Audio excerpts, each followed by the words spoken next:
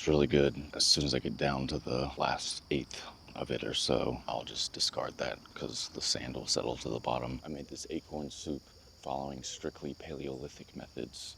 It has acorns from the Chinkapin oak in there, agarita berries that were dried and rehydrated in the soup, and pecan oil and salt.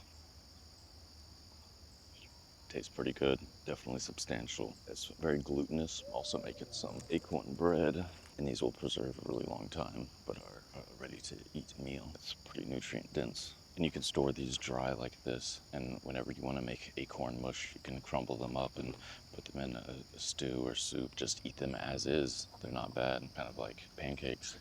And they're a good portable food. After it cools down, it gets a sort of gelatinous, thick texture, which is pretty nice, but I still prefer to eat it hot.